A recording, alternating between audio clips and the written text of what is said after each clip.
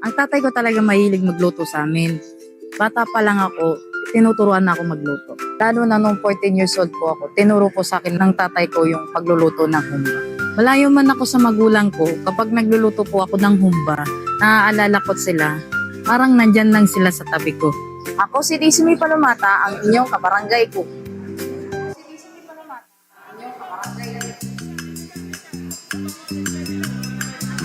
Wow! Para ang sarap ng... Iba rin! Ang sarap naman yan, Oo, mami. parang ang sarap. Ang sarap na yung dalang ulam. Wow! Makakarami na kanin. Alright, mga kabarangay, nakapagsantok na ba kayo ng mainit na kanin? Ang ulam natin, gutom na kayo?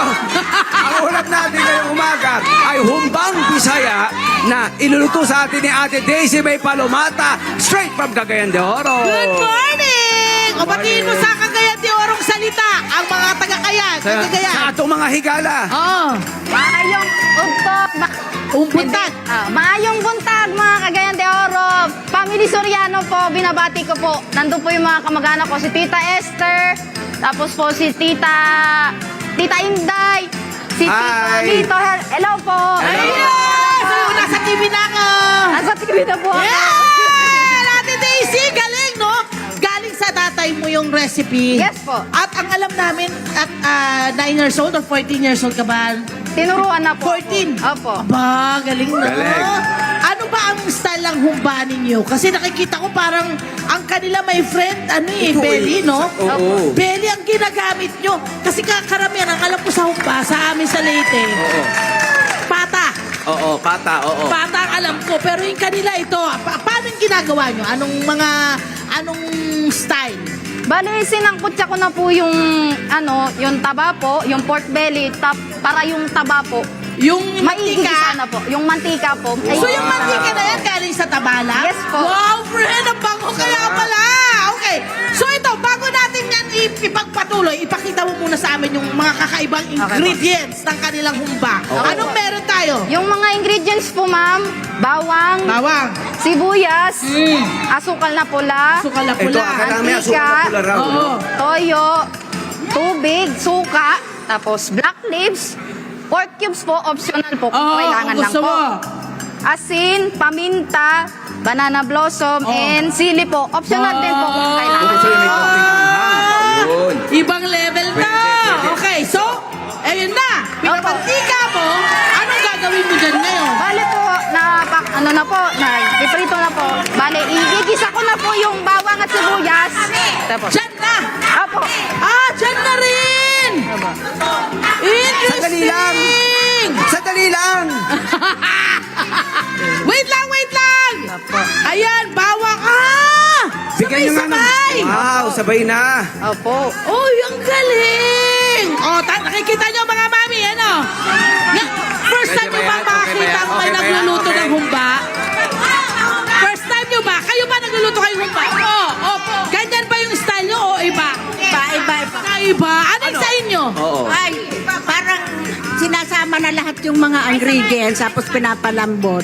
Parang pakululang lahat. Walang kisa. Wala po. Wala, parang pa-adobo style Okay ng din naman yun. Iba rin yun. Oo, ibang level din yun. Oo. Kasi nga ito nga yung sinasabi natin, kaya nang lagi mong sinasabi, my friend, wala talaga minsan specific na ito lang. Itong original Oo, lang pa. wala. Ito talaga. Di mo pwede sabihin. Diba? Kasi nga, iba-ibang version eh. Iba-ibang version Kaya di mo pwedeng di ba, Oo. i-patent ang pagkain. Yes. Oo. Pwede mong sabihin, ito ang version ng town na to, ito ang version ng barangay na to.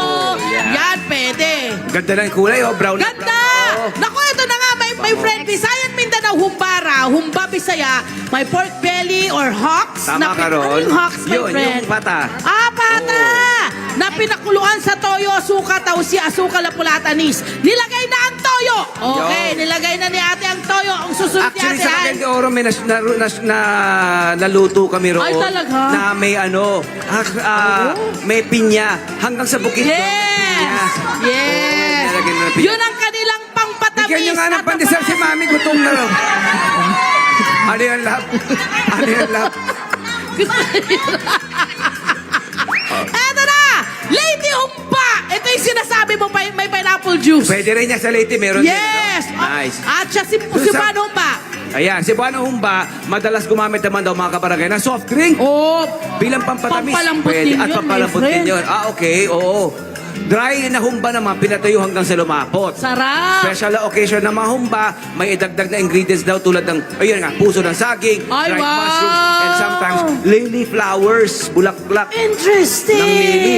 Sa Bicol naman, syempre, may gata. Siyempre. Ang Dumaguete naman na humba, may mushroom at taro o gabi. Okay. Sa Negros Oriental naman, may cinnamon leaves. Ang cinnamon leaves tawag nila kanela. Wow. Tapos sa ang Pampanga bango nun. naman, ang aking bayang Pampanga, may Alam mo tahure yan. o fermented tofu. Aha. May nilalagay daw na sugar cane stick sa loob. Ang sarap Galing, yan. no? Kaya pag bukas mo sa palayok, meron nga naman stick ng sugar cane o tubo. Ayun. Ibinabaon sa lupa pa raw ito. Aba. Diba? Ang alam ko parang buwan. Ilang Oo. buwan bago yan Aba. hukayin. Iba. Oo. Sa Leyte rin naman, may ibang parts ng Leyte rin, may tableya daw, love. Oh. Yes, meron daw tableya. Na- Hindi ko pa nga nakakain yung may Humba. tableya eh. Oo. Ang So, galing chocolate. nun. Kaya naman, dark yung kanyang kulay, ng Oo. kanyang sauce. Nice. Oh, ikaw, Sa North Mindanao naman, again, may soft drinks para at nilalagyan din ng maskara ng baboy. pampalapot din yun. Kasi Oo. di ba pag maskara mataba yun? Oo, gelatinous. Of course. Hindi pa tapos. Wait lang po.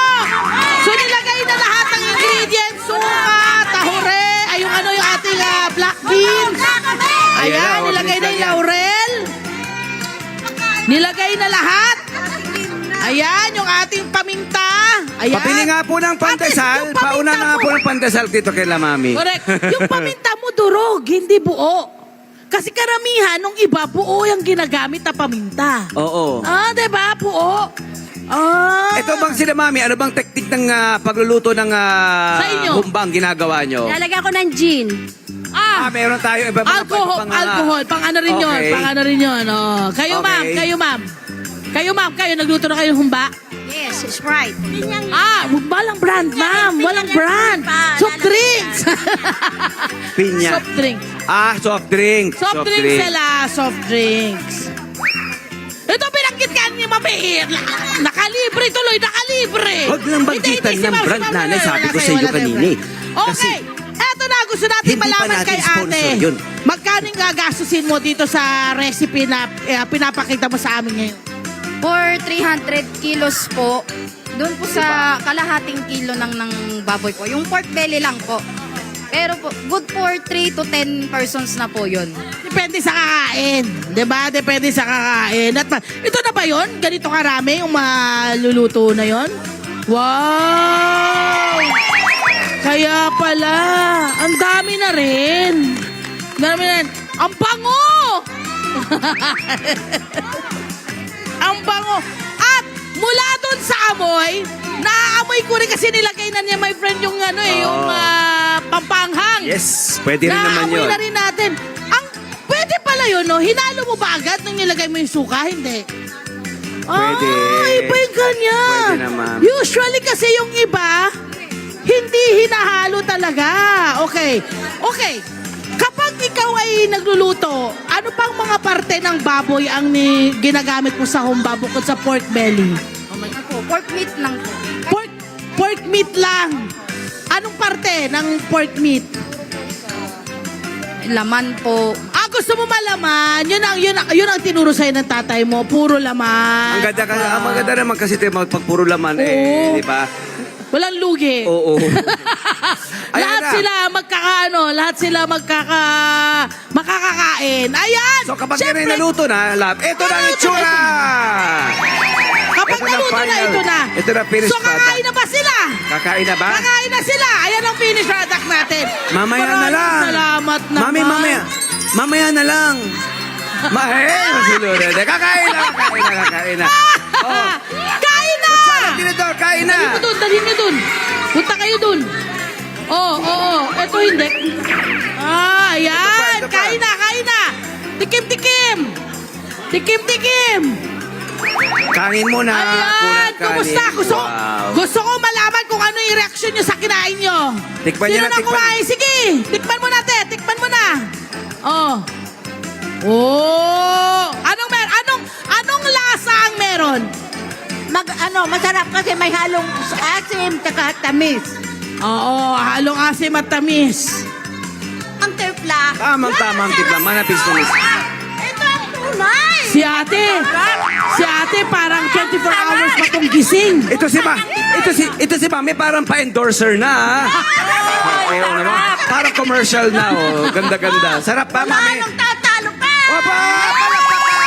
Wala na daw tatalo sa gawa ni Ate Daisy.